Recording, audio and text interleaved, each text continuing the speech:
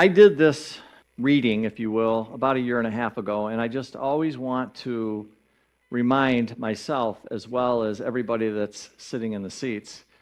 In my opinion, why are we doing all of this? Why are we doing this? All of it. And what I'm talking about that is our own spiritual awakening and growth, all of these tools, all these practices, all of the stuff that we do to heal ourselves and to grow and become bigger and better people. For me personally, it goes way beyond me.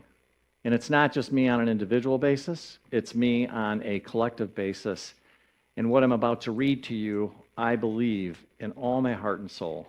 And so what I'm going to ask you to do is just to relax. John's going to play a little bit of music while I'm reading this, and I just want you to feel the story. So this is from the book, More Beautiful World Our Hearts Know Is Possible, and this is called A Gathering of the Tribe. Once upon a time, a great tribe of people lived in a world far away from ours. Whether far away in space or time, or even outside of time, we just don't know. They lived in a state of enchantment and joy that few of us today dare to believe could exist, except in those exceptional peak experiences when we glimpse the true potential of life and mind. One day, the elders of the tribe called a meeting. They gathered around, and one of them spoke very solemnly. "My friends," she said, "there's a world that needs our help. This world is called Earth, and its fate hangs in the balance. Its humans have reached a critical point in their collective birthing, the same point our planet was at 1,000,000 years ago, and they will still be born without our help. Who would like to volunteer for a mission to this time and place and render service to humanity?" "Tell us more about this mission," they asked. "Well, it's no small thing. Our shaman will put you into a deep, deep trance, so complete that you will forget who you are. You will live a human life, and in the beginning you will completely forget your origins. You will forget even our language and your own true name.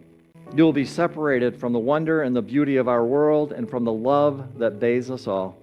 You will miss it deeply, and you will be unable to name what you are missing. You will remember the love and the beauty that we know to be normal only as a longing in your heart. Your memory will take the form of an intuitive knowledge as you plunge into the painfully marred earth, knowing that a more beautiful world is possible. As you grow up in that world, your knowledge will be under constant assault.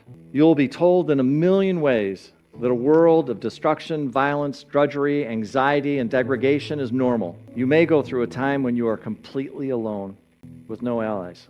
To affirm your knowledge of a more beautiful world, you may plunge into a depth of despair that we in our world of light cannot imagine.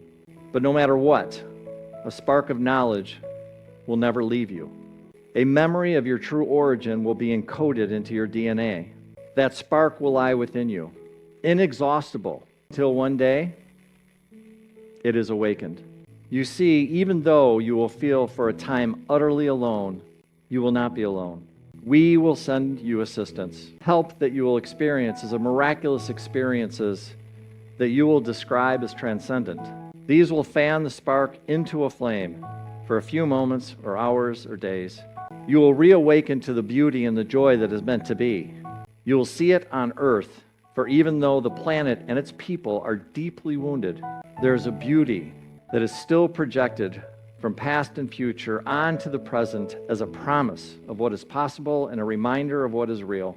After that glimpse, the flame may die down into an ember again as the routines of normal life there swallow you up. But after each awakening, there will seem less normal, and the story of that world will seem less real.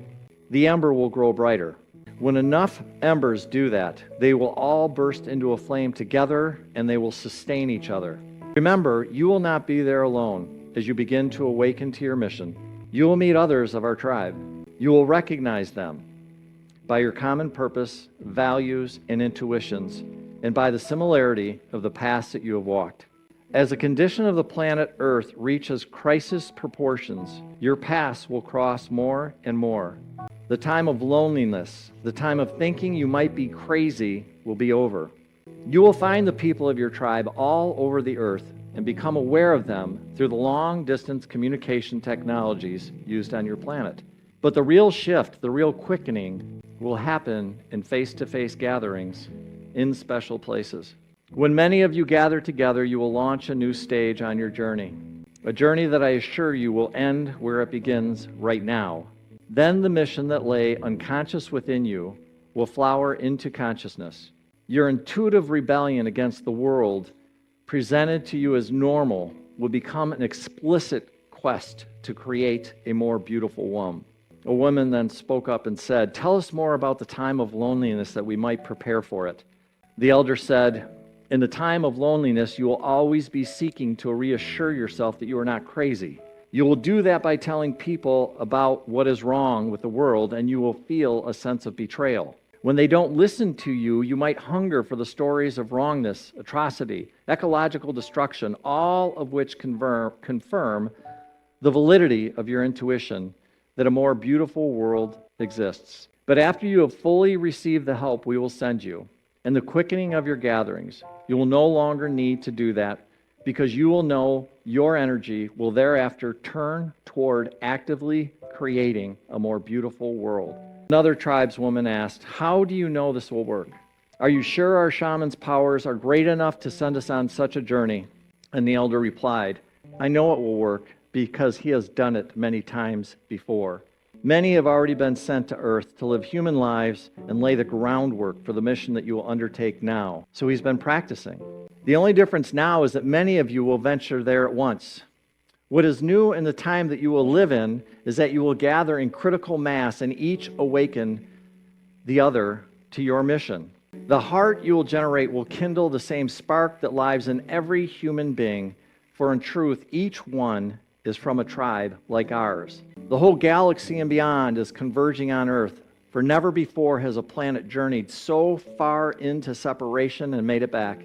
Those of you who go will be part of a new step in cosmic evolution." The tribesman asked, "Is there danger we will become lost in the world and never wake up from the shamanic trance? Is there a danger that the despair, the cynicism, the pain, the separation will be so great that it will extinguish the spark of hope, the spark of our true selves, and the origin that we will be separated from our beloved ones forever?" And the elder replied, "That is impossible. The more deeply you get lost, the more powerful the help we will send to you. You might experience it at the time of a collapse of your personal world, the loss of everything important to you. Later, you will recognize the gift within. We will never abandon you." Another man asked, "Is it possible that our mission will fail and that the planet Earth will perish?" The elder replied, "I will answer your question with a paradox. It is impossible that your mission will fail, yet its success hangs on your own actions. The fate of the world is in your hands.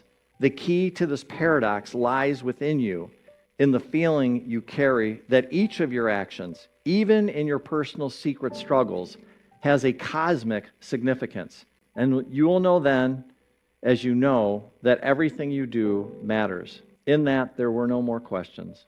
The volunteers gathered in a circle. The shaman went to each one. The last thing each was aware of was a shaman blowing smoke in his and her face.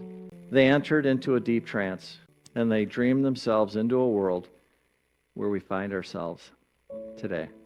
And with that, I will say to each and every one of you, welcome. You have found your tribe. This is your home. This is your task. So let's do this together. Let's change this place. Let's help our brothers and sisters. Let's come together as one and make a difference on this planet. I love you. You are all doing amazing work, each and every one of you. Don't ever forget who you are. And if you do, come back and see us. God bless.